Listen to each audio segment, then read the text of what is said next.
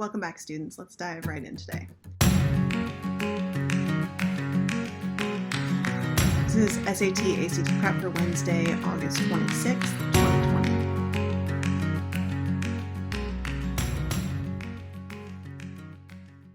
All right, so yesterday was about practice and today is about mastery. We're going to talk about quizzes one more time. We're going to go over some ReadWorks sample book of knowledges, real ones that you guys have written from the last day. We're going to talk about Quill, which you're going to do a diagnostic on Quill today. We're going to end class with quizzes together again, another chance to practice, and then we'll do our independent work. So let's talk about quizzes quickly. Every day you're going to play the same quiz on your own. Most days we're also going to play in class, at least this week, but the practice on your own is so that you really internalize the knowledge and build mastery in the topic. So right now it's about prefixes. The goal is for you to be able to internalize these to the level that you can use them when you find new words on your own. So you can use the quiz function. That's the one that you get when you click through the link in Classroom. Or you can use the flashcard function. On my screen it looks a little bit different, but on yours it should, when you get to the end of the quiz, give you an option for flashcards. Sometimes it'll take you right there and give you the option right away. The flashcard option will also let you go over the ones you missed, so it gives you a good idea of which questions you need to go back and focus on. Now these quizzes aren't for a grade right now. Right now, you do get a grade just for doing them. Practicing right now is the grade, but you will take them graded at some point. Now for this quiz, you're going to take the quiz that's graded on Friday. That means you have today and tomorrow to practice, and then Friday during our live class, you will take the quiz. All right, so let's switch gears back to ReadWorks.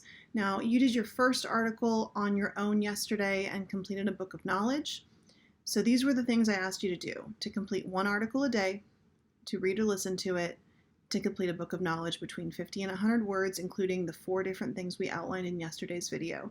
If you don't remember those, please go back and watch that one again. It's really good to review the requirements just to make sure you're doing all the things you need to. Some days we're going to start class with going over Book of Knowledge together, and that includes today. So today I pulled 2 samples, and they're both really good for first entries. We're going to talk about what's good about them and what can be improved. We are going over these not to call out mistakes or talk about why someone didn't do a good enough job or to show you why your grade was lowered. We're going over these to build mastery. The more practice you get with it, the easier it's going to be to write really solid, good paragraphs with all 4 parts. So here's the first one. The article I read today is about all the work teachers put into their jobs. I learned that Ms. Shields works an additional 3 hours every day to prepare her class for tomorrow. I remember my 8th grade ELA teacher telling me that she barely gets sleep because of how much work she does. I like knowing that my teachers are willing to work extra to make sure I get my education. That shows they care. So this was someone's entry. It was 76 words. Let's go over the 4 parts within it. The first is the context sentence. They included what the article was about. Excellent. The next sentence is the meat of the paragraph, the what you learned from the article. Now, even if I haven't read the article, this tells me that it's about teachers and working outside of their jobs in order to help their students learn or prepare for the day. So that's a great sentence there. And then there's a really good connection here. It's a personal story where this person connects to something that happened to them. Remember, this can be also, you can talk about a movie or a book or a TV show, but a personal story works too. And this not only lets me get to know you a little bit, but it tells me that you're connecting to what you read and you understood it. And then it ends with an opinion statement. And again, this part is optional. You don't always have to include an opinion, but I like seeing an opinion statement at the end because, again, it helps me get to know you. So those are the 4 parts. This is the first entry. We're going to look at another one that someone wrote yesterday that doesn't have all 4 parts, but we're going to talk about how you can quickly add and go back and revise to make sure it includes all of them. Okay, so I learned that teachers will do anything to make her students happy. Now, it's missing that context sentence, so it doesn't tell me what is going on in the article, like what the article is about. I can get some of that from the sentence, but it really needs a frame at the beginning. Now, it has a really good statement of what the article or what the person learned in the article. That is accurate for the article. It gives you some detail. It's missing a connection to something outside of the article, book, movie, TV show, story, and it doesn't have the optional opinion statement. You can also see it's 12 words, and your entries should be between 50 to 100 words. So let's look at a quick revision that I did with it that would make it include all 4 parts. So I have highlighted there in yellow the part that was original to this student, and then I added some sentences around it. So today I read an article about the life of a teacher. That's the context sentence. Then I have the part that was learned, and I added a detail to it, like work long hours or even second jobs so they can keep teaching. So that's an added statement. Again, the more detail you give here, the more I can see your thinking and your understanding. Good writing is detailed. That's the most important thing about good writing, is that it has really strong details. And then the next part, I added a connection, and this is a connection that I made to my own personal life because I can't obviously make a connection for the student who wrote this. I know a teacher who had to wait tables on the weekend to make enough money to keep being a teacher. That is a true story from a friend of mine when I was a 5th-year teacher. She was a 1st-year teacher and working at Chili's on the weekend. And then an opinion statement. I think it's sad she had to work a second job. I'm glad she loved her students enough to do it. Opinion statement. So I took that 12 words and made it 79 words. Okay. What you might notice too is that I didn't change a lot of the spelling and grammar. I did in this just because I made it into my own writing. But if you make some grammar or spelling mistakes, that's not the biggest deal to me. The bigger deal is that you have all 4 parts and that you have the word requirement. We can work on the picky little grammar, capitalization stuff later. Right now, it's really just about the content and the ideas. So I hope those 2 examples show you what you should be doing and what you should go forward doing. For this first entry, as long as you completed it, that's fine. You don't need to go back and revise it, but I do expect from this point on that you work toward getting these 4 parts, 50 to 100 words. Remember, if you're having trouble with this, please ask for help. If you want to do a one-on-one later today or another day for office hours, please let me know in chat. We can email, whatever works for you, and we will find a time to do it and we can work on it together. It's the same thing that I would do if you were sitting in my classroom and struggling with this. I'd sit down next to you and we'd work on it together. Okay?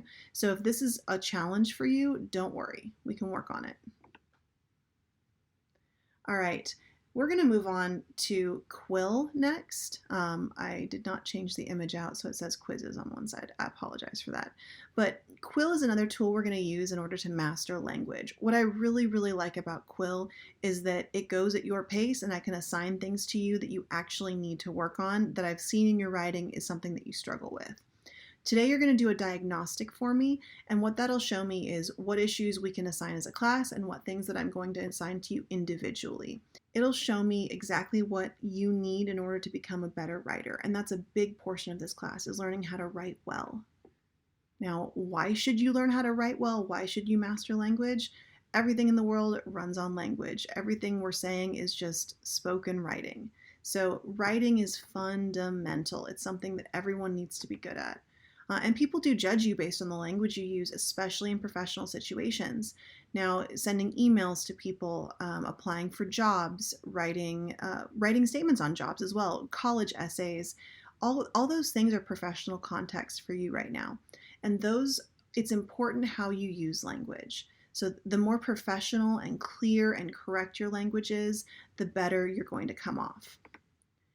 Writing well is one of the most important life skills, and it's also something that you probably haven't done a whole lot of. Grades 5 through 9 tend to ignore writing because it's not tested, or it wasn't tested on the NCFE, but it is on the ACT and the SAT, as well as in the 10th grade, you have an EOC that includes a writing sample. And beyond that, if you go to college, you're going to write a lot. If you don't go to college, you still have to write for your job. So this is something that you really need to get good at, and Quill will help you get there. All right, so this is a look inside what Quill will look like for you. So you're going to find your class. It should have the class name and class period.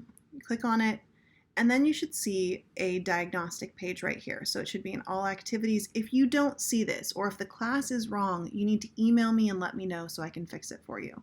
So it should say starter diagnostic. It should say due today. You click start. So 25 questions on writing sentences. It says some of the questions may be things you haven't learned. That's fine. Answer the best you can. Make sure you read the instructions carefully for each question.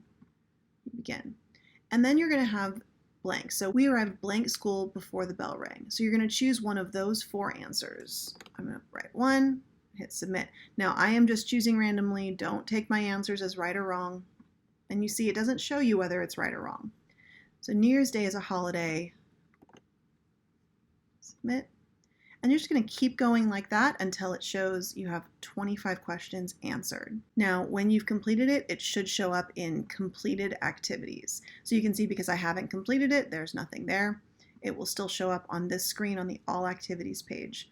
Now you can get to Quill through Google Classroom. I will also post the specific link on the post and in the chat for you. All right, so today's independent work. You're going to choose another article from the article set in ReadWorks, and you're going to complete your book of knowledge using those same 4 components that we talked about today.